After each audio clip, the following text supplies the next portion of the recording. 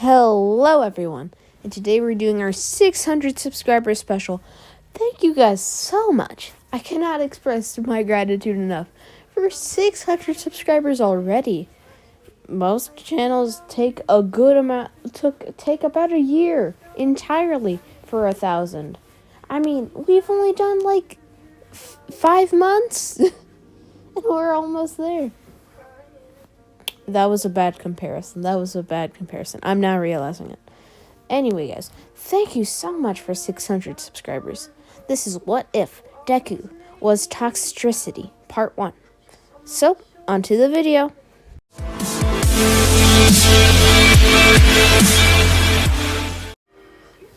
Okay, guys, we start off when Deku is first born.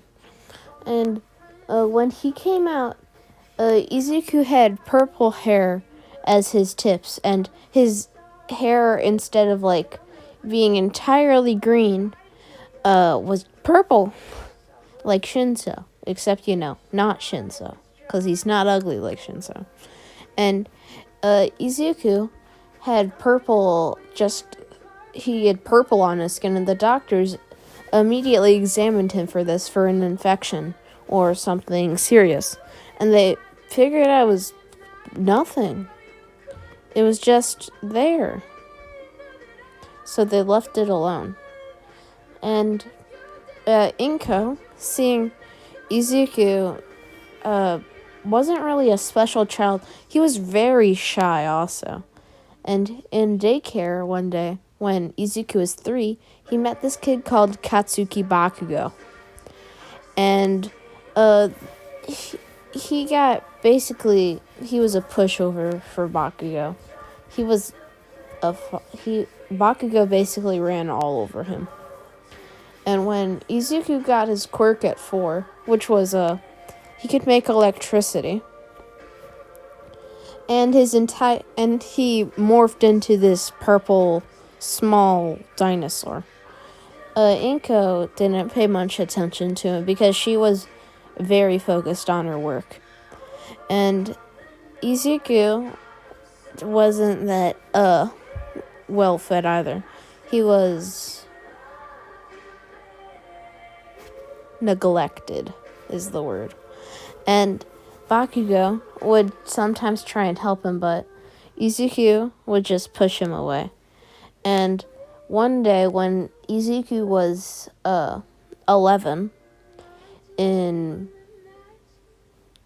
6th grade in middle school, Izuku would suddenly evolve into Toxtricity, except he was still in a very depressing state in his life, so he evolved into the blue form. And when he came home and Inko saw this, Inko slapped him like, "I told you not to get into any kind of drugs, Izuku. What a mistake you are. You're lucky I'm not going back to Hisashi, this stupid cheater." And yeah, that's where that conversation ends. And the next day, Izuku comes to school, and Bakugo starts really trying to get friendly with him, but Bakugo is like, "Izuku, I understand there are problems in your life. If you just let me talk to you, we can get through this together." And Izuku's like, "Don't talk to me. You don't know what it's like having a horrible mom." As he walks away into class. And one day, when Izuku was 4,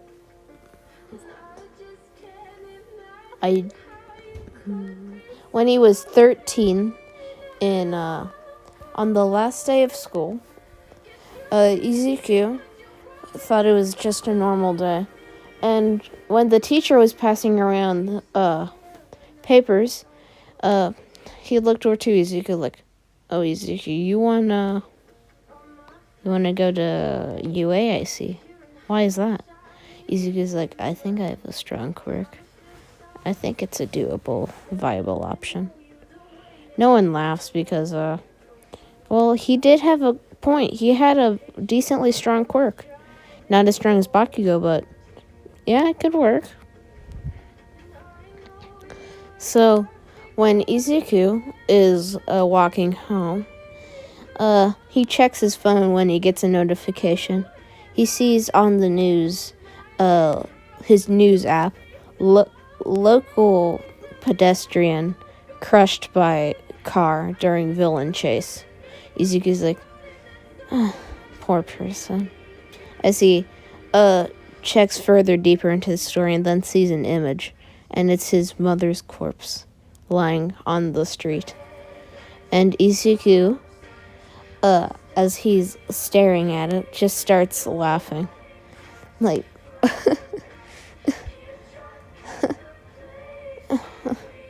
and then he starts crying. Slowly turning a little mad, but he pushes those feelings to the back of his mind as he keeps walking home. And he goes over to Mitsuki and tells her about what happened, and Mitsuki happily adopts Izuku.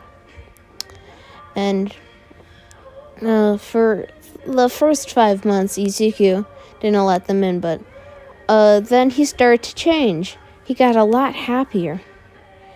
And Bakugo and Izuku done some studying and a good amount of training for Izuku.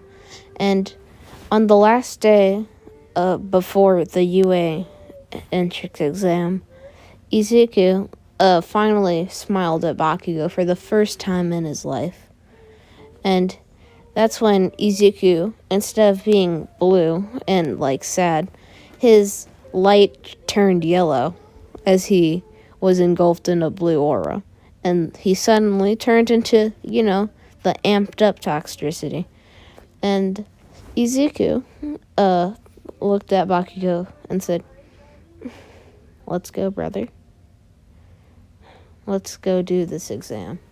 As they walk to UA, and they both go through the doors and ace their normal test. And Izuku stopped mumbling when he was around the end of 3. And Izuku wasn't called out by Ida, so it just went normally, except Ida just bickered at Present Mike and complained to him. So when the practical portion of the exam, the fighting robots part, began, Izuku was not in Bakugo's area, so he could go off as much as he could. And when the battle started, Izuku immediately dashed in front of the entire crowd, except the blue-haired boy dashed very far in front of him. Izuku noted to himself, okay, that boy has a speed quirk, it seems. As Izuku cuts a corner and sees three three-pointers, and he shoots an electric bullet, as he calls it, but it was just a strand of electricity, and it completely shuts down the robots because they were overloaded with electricity. And that was kind of the entire premises of the entire exam for Izuku. But near the end of the exam, he had around 74 points, thinking, I hope I can beat brother. As he heard a scream through a couple buildings, and he immediately dashes towards it. And when he sees it's a young girl, and then he looks up what's that noise? As he sees the 0-pointer towering up above him, and Izuku's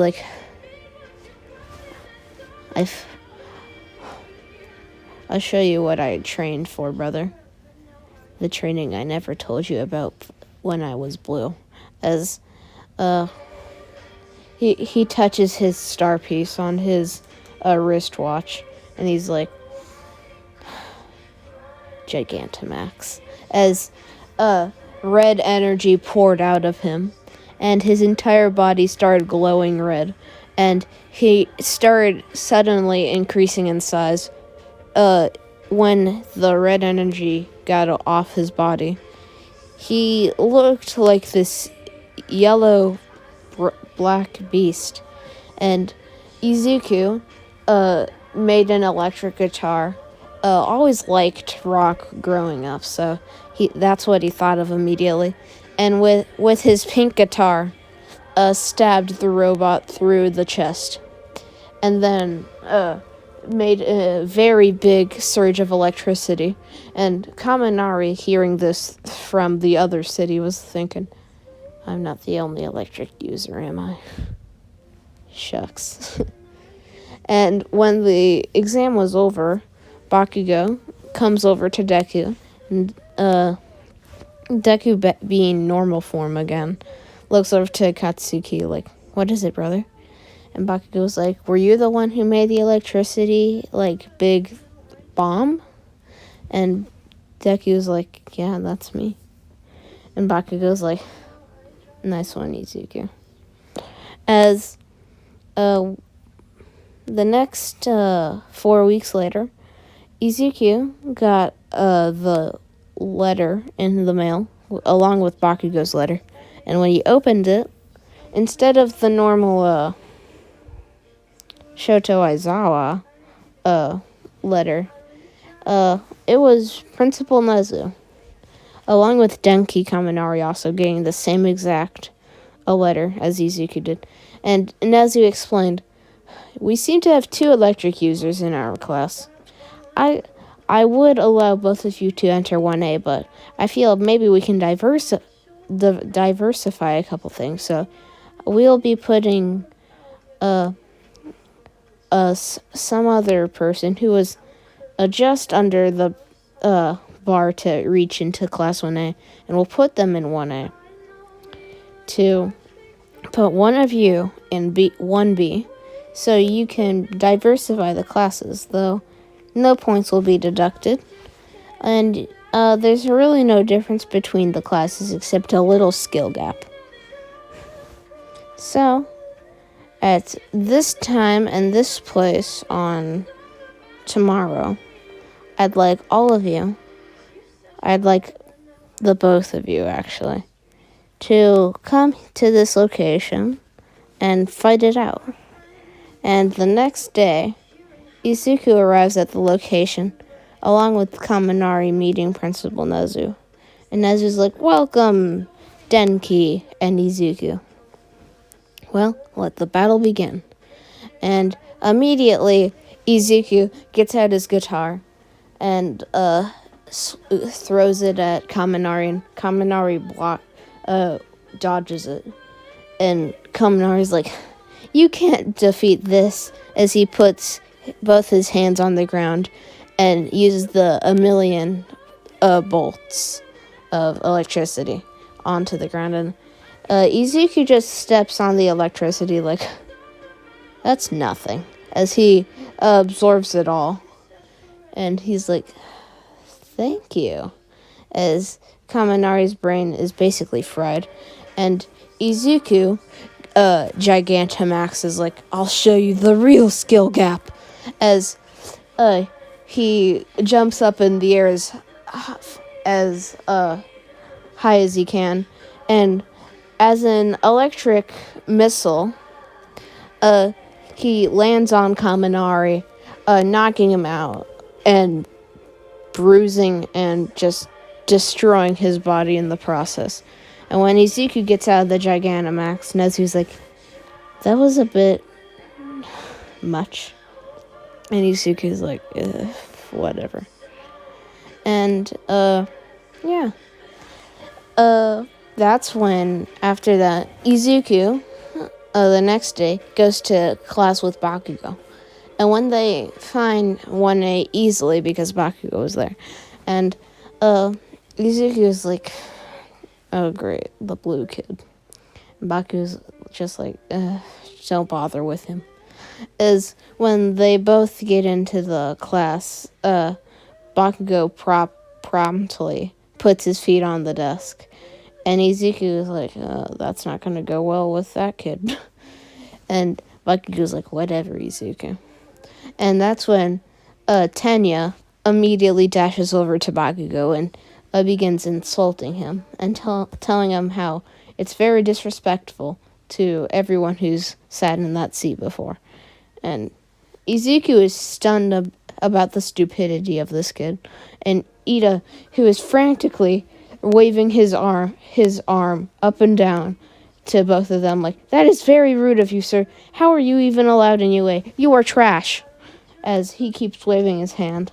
And his superior dominance with his right arm and left arm now, waving up and down, seems to be his only form of greetings. So, when Aizawa walks in, he just yells at Ida. It's always the weird ones who start the fights. As, with his scarf, he throws Ida into the wall, like, get in your seat, child. As he tells them all to put on their uniform and meet him outside. They're going to be doing an exam.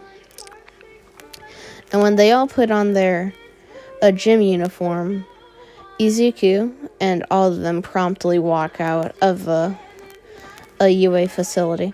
And Ochako pipes up like, teacher, what about orientation? Shouldn't we be going there? And Aizawa was like, why do we need to do that? We're heroes in training after all. And I don't really see any point in that. And Izuku is like, oh, okay. I mean, I guess we waste 2 hours. That's all orientation is. And Aizawa then looks to Izuku like, well, you there, yellow hair. You got the most points on the exam with 128. And Izuku's like, what? I was at 74. And Izuku's like, right, I rescued that girl. That could have been maybe rescue points, I guess. And when Izuku Gigantamaxes now because he gotten really skilled at releasing the red energy. He powered up the strongest punch he could muster and flings it as far as he can. And when he gets out of the form, as I was like, it's still going. As he looks over to Izuku, pointing the phone at him, and it says 78,000 meters. And Aizawa was like, well, you clearly got it to the Pacific. And Izuku's like, I don't know if 70... Okay, what a weird estimate. And Izuku looks over to Aizawa like, okay, did I do good? And Aizawa was like, you probably did the best by far, maybe second place, as he remembers Ochako's Quirk. And when everyone gets the same amount of points, except Bakugo gets like 45 extra. Ochako throws it without much effort, and as I was like, how is it? What? As everyone's astonished, like, how did you throw it that hard? And Ochako's like, I didn't. As Aizawa reveals to the entire class, infinity. And Izuku is flabbergasted, like, what? Okay. And for the other tests that we don't know much about, Izuku did great on them. He ended up getting 4th place in the entire exam overall. And Momo Yaoyorozu, who was revealed to basically just have the most well-balanced quirk, got 1st place.